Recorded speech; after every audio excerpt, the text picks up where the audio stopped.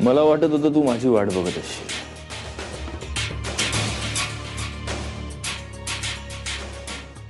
आज बोललो मी तुझी.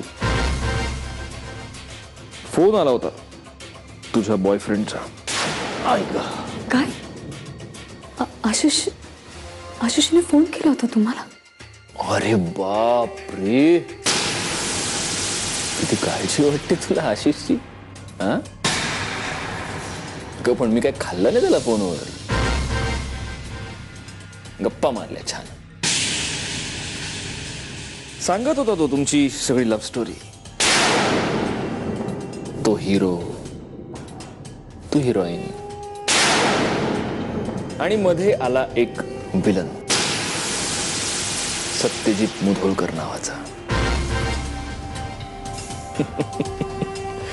छान वाटलं, छान वाटलं, खूप छान वाटलं. तुम्ही जेवलात का?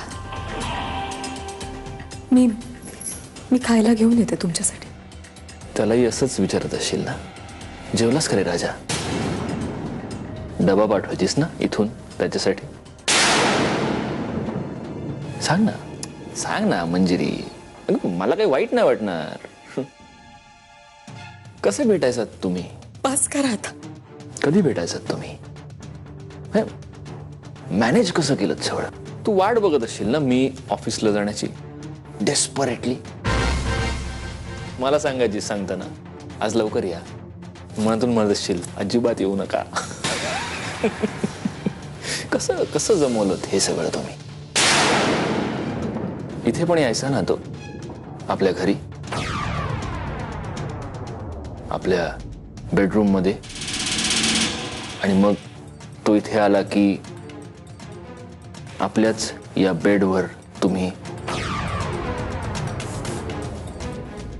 कसं मॅनेज केलं तुम्ही? मला माहितीये, आला होता ना एकदा पेस्ट कंट्रोल वाला बनून. बाप आयडिया आहे पेस्ट कंट्रोल. पण मला एक सांग मंजिरी, हे सगळं करत असताना तुला एवढीशी सुद्धा भीती नाही वाटली की कधी या विलनला जर आपल्याबद्दल आणि आपल्या हिरो बद्दल कळलं तर काय होईल? भीती नाही वाटली कधी? नाही पण म्हणतात ना, प्यार किया तो डरना क्या, जब प्यार किया तो डरना क्या. काय हाक मारायचीस तू त्याला? हा, आशू. किती गोड वाटतं ना ऐकायला. छान गुदगुल्या झाल्यासारखं वाटतं ना, आशू. आणि तो काय हाक मारायचा तुला? सोना, पिल्लू, मंजू, मना, मनू. काय बोलताय तुम्ही? सोडा मला. 5 वर्ष एकत्र होतात ना तुम्ही. काय काय केलं असेल तुम्ही या 5 वर्षात? पण मला एक सांग मंजिरी, माझ्या बरोबरच्या 2 महिन्यात तुला कधी एक क्षण सुद्धा काहीच छान नाही वाटलं? काहीच नाही?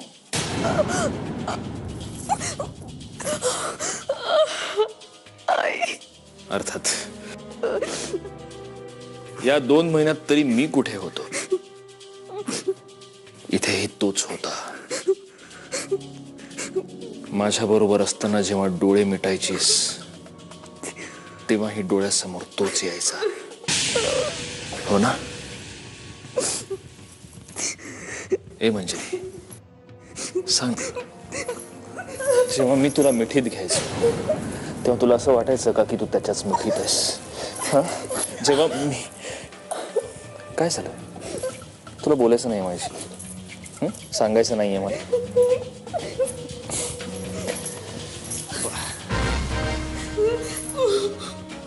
बरोबर आहे. इथे मी आहे ना, हे माझे हात आहेत, आशूचे नाहीत.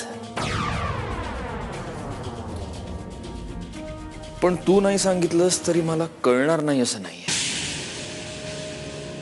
मला कळेल. तुझा आशू मला सांगेल.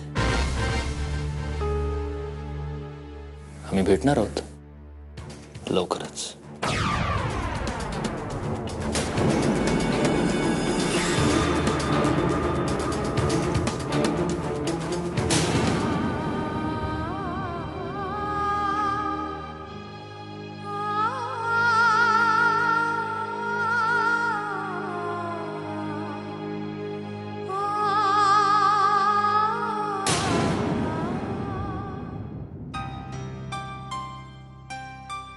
मधुरा,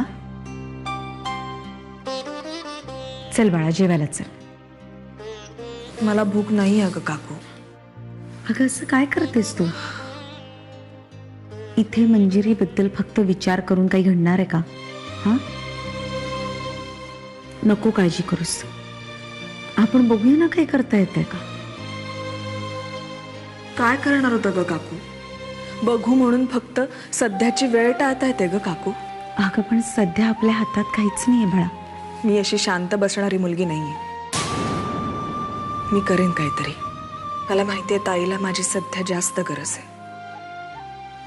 अगं कुणाला काहीच कसं कळत नाही. एकीकडे स्वतःच्या जवळच्या माणसानं अविश्वास दाखवून लांब ढकलून द्यावं, आणि जेव्हा आधाराची गरज आहे तेव्हा स्वतःच्या जन्मदात्या वडिलांनी संबंध तोडून द्यावे. अगं काय वाटलं असेल ताईला? ती कुठल्या परिस्थितीतून जात असेल ना, याची साधी कल्पनाही नाही करवत आहे ग मला. काडीचाही आधार नाही उरला आता तिला. परिस्थिती बदलेल मधुरा. आपल्या मंजिरीवर विश्वास आहे ना, मग झालं तर अगं एक दिवस सत्य उघडकीस येईल बघ. पण ना काकू, मला आता एकच गोष्ट समजतीये की माझ्या ताईला या घडीला माझी सगळ्यात जास्त गरज आहे. त्यामुळे मी आता ठरवलंय, मी तिकडे जाणार. जाऊ दे ना काही दिवस. आपण दोघी जाऊ कोल्हापूरला मंजिरीकडे. चालेल? नाही, मंजिरीला भेटलेलं, ती अशी बोललेलं मला चालणार नाही. अहो असं काय करता? आपण जरा विचार करूया ना. हे बघा, जो विचार करायचा आहे तो झालाय करू. ह्या घरात दादाचा शब्द खाली पडलेला मला चालणार नाही. त्यामुळे मंजिरीला भेटायला कोणीही जायचं नाही.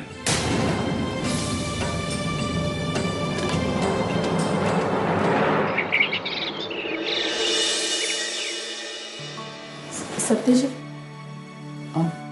नाही, मी फार वेळ नाही घेणार आहे तुझा. आई, तुझ्यासाठी नेहमीच वेळ असतो. बोल. शिंदेबाई येऊन गेल्या, आमंत्रण घेऊन आल्या होत्या. त्यांच्या घराची वास्तू शांत आहे. आपल्या सगळ्यांना जेवायला बोलवलंय त्यांनी. सगळ्यांना?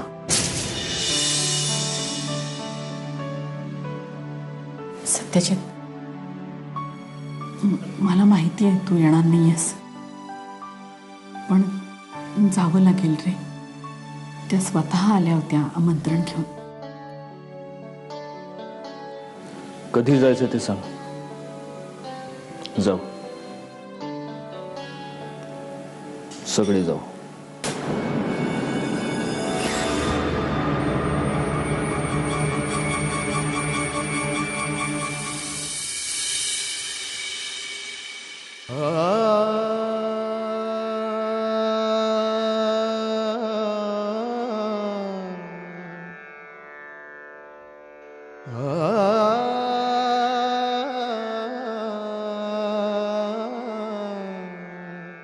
सवय झाली का तुझी?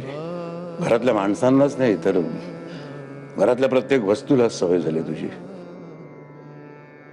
तुझ्यानंतर रिकाम पण कसं सहन करणार माझं मलाच माहित नाही.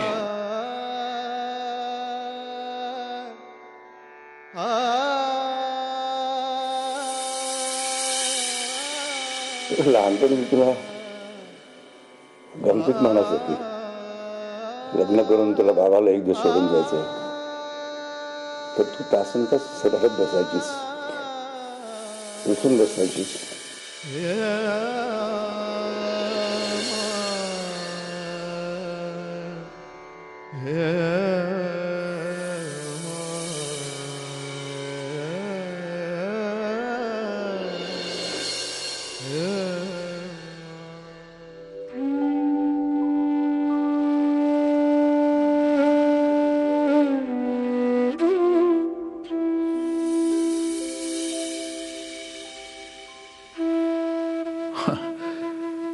अरे काय नाही बा, बरेच दिवस झाले ही खोली बंद होती. मतलब खूप आठवण येते ना दादा. कोणाची? मंजिरीची. नाही काही संबंध नाही. काय संबंध आहे का आठवण यायचं? काहीच नाही.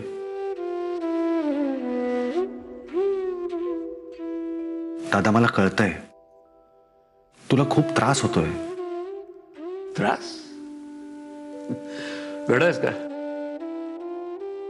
संबंध नसलेल्या गोष्टीसाठी मी कशाला त्रास करून घेऊ?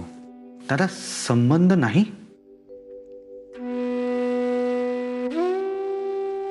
माझी एक मुलगी होती, मला आठवतं एकदा तिथं काहीही कारण नसताना मी तिच्यावर माझ्या मुलीवर ओरडलो. तर ती सुद्धा तिच्या बावलीवरती ओरडली, सेम माझ्यासारखीच ओरडली. आणि तिला असं बाजूला ठेवलं आणि पुन्हा कधी बोलणार नाही अशी धमकी सुद्धा दिली. मला राहावलं नाही. मग मी माझ्या मुलीला जवळ घेतलं, तसं तिने सुद्धा आपल्या बावलीला जवळ घेतलं आणि थोपटत राहिली. लहानपणी किती गोड आणि भाबडे असतात नाही या मुली. हो ना. आणि गेलेला काळ पुन्हा येत नाही. माहिती आहे मला, गेलेला काळ पुन्हा कधी येत नाही, पण तो येत नसता तरी सुद्धा वाईट घडून न देणं हे आपल्या हातात असतं ना. उद्या जाऊन ती असा दिवस दाखवेल हे माहीत नव्हतं रे. किती हट्ट सुद्धा पुरवले तिचं मी. मग का दादा चल, तू इथे थांबू नकोस. तुला अजून त्रास होईल. चल. त्रास नाही रे, त्रास नाही. उत्तर सापडत नाही. उत्तर नाही सापडत. कुठे मी संस्कार करण्यात कमी पडलो म्हणून हे दिवस दिसले का? मी प्रेम देण्यात कमी पडलो म्हणून मग ती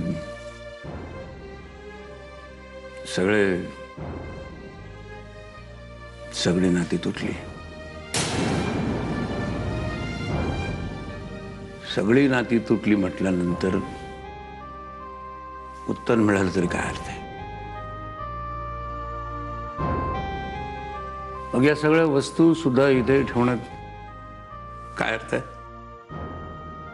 उद्या सकाळी सगळ्या वस्तू फेकून द्यायच्या कचऱ्यात,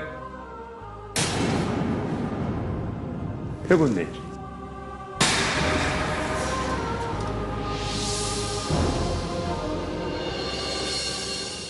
डोकं फिरलंय का तुझं मूर्ख? तुला ना माहिती नाहीये सत्यजित मुधोळकर काय येते. अरे तू स्वतःची मान स्वतःहूनच वाघाच्या पंजात द्यायला निघालाय. प्रिया, अगं मोठं काहीतरी मिळवायचं असेल ना तर एवढी रिस्क घ्यावीच लागेल आपल्याला. आणि तो मला पैसे देणार आहे, तेही एवढे जेवढे मी आयुष्यात माझ्या स्वप्नातही पाहिले नसतील कधी. एवढे. आणि त्या बदल्यात मला काय करायचंय तर फक्त मंजिरीबद्दल कोणाला काही बोलायचं नाही, एवढंच. म्हणजे तू त्या पैशांसाठी मंजिरीला सोडून देणार आहेस?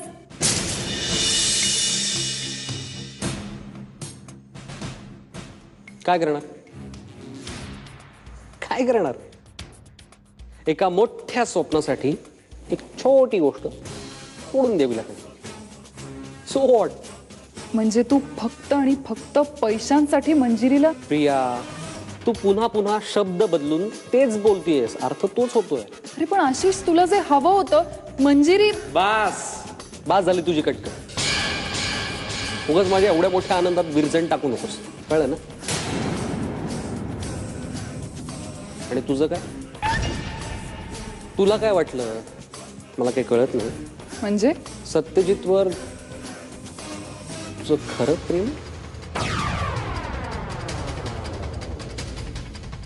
अगं तुझा डोळा तर 500 कोटींवर. आशिष बास.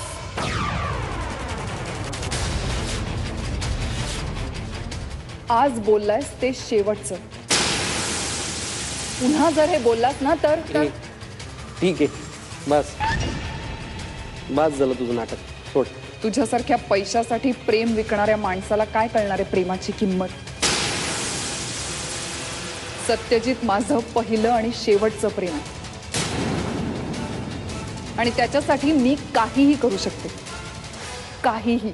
ठेवला तुझ्यावर विश्वास, बस. All the best.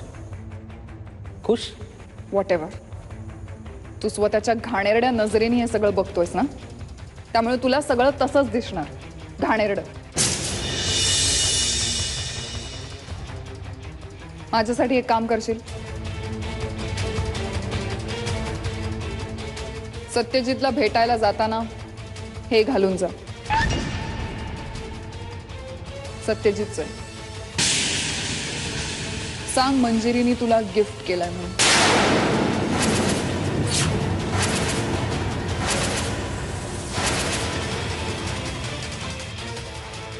कसं आहे, एका घावावर मलम लावल्यावर दुसरा घाव लगेच करावा, म्हणजे खोलवर पोचतो.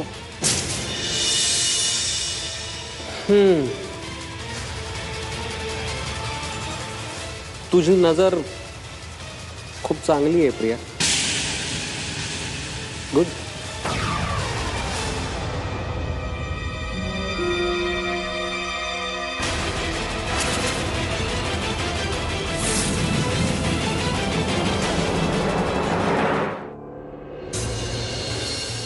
पण मग स्वतःचं प्रेम, त्याचं काय? त्याचा अपमान करायचा होता? 5 वर्षांचं प्रेम असं एका क्षणात विसरून जायचं होतं मी? सत्यजितराव, तुम्ही तुमच्या 2 महिन्याच्या प्रेमाखातर काहीही करायला तयार होता आणि मी काय करायला हवं? मनातलं प्रेम असं कागदासारखं काढून फेकून देता येतं का?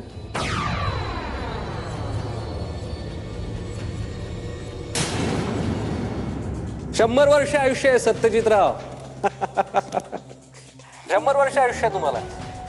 आता तुमचाच विचार करत होतो मी. मी तुझाच विचार करतोय दिवस रात्र. पण म्हणून तुला एवढं आयुष्य मिळेल असं नाहीये. असं काय बोलताय? आता तुमचे आशीर्वाद असल्यानंतर मिळाले नाही का? मग कधी भेटताय आशीर्वाद द्यायला? उद्या रात्री 8 वाजता. तू आणि मंजिरी भेटला होतात तिथेच. म्हणजे उद्याच मला माझे सगळे पैसे मिळतील? ठीक आहे, भेटूयात उद्या रात्री 8 वाजता. वाट बघतो मी. मीही.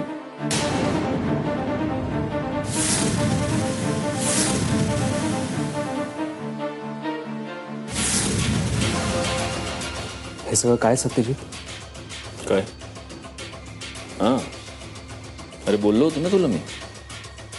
खून करतोय मी त्या आशिषचा.